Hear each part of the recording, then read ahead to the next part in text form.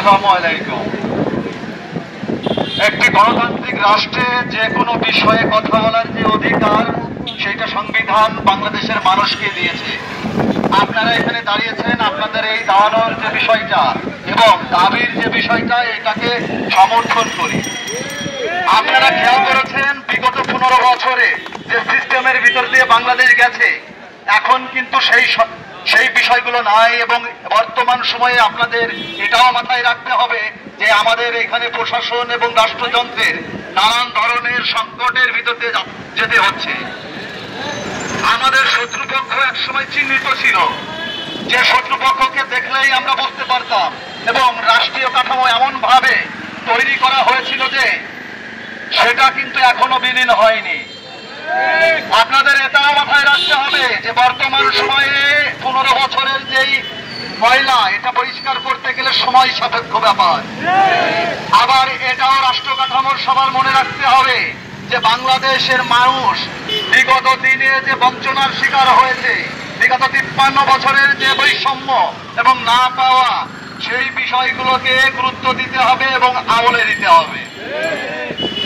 আপনারা এখানে দাঁড়িয়েছেন, এটাকে নানান বিষয় বলা যায়, তবে দাবির বিষয়টাকে আমলে নিয়ে অবশ্যই একটা সমাধানে আসতে হবে। আমরা যে বাংলাদেশে বর্তমান বসবাস করছি এবং যে সময়টা অতিবাহিত করছি, সেটা খুবই ভঙ্গুর এবং সেটা খুব সুন্দর পরিবেশের মধ্যে দিয়ে যে আমরা যাচ্ছি তা কিন্তু নয়। আমাদের আলাদা আলাদা করে যে দাবি যদি আমরা করি, সেই দাবিগুলো পূরণ হবে না, এটাও কিন্তু সত্যি।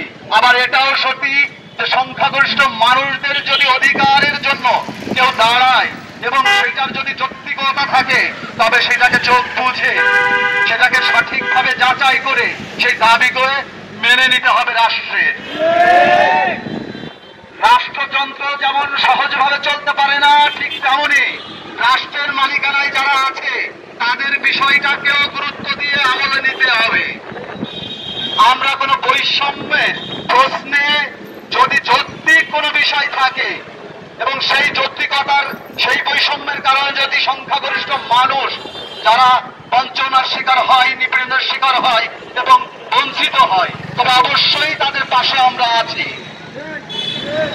আমি যথাযথ কর্তৃপক্ষের কাছে একটা কথাই বলবো যে এটাকে আবার পুনর্যাচাই করে আপনারা বিবেচনা করুন এবং তাদের যে ক্ষোভ, সেই ক্ষোভগুলোকে আমলে নিন। তাদের যে চাওয়া, সেই চাওয়াগুলোকে আপনারা আমলে নিন। আমরা বাংলাদেশের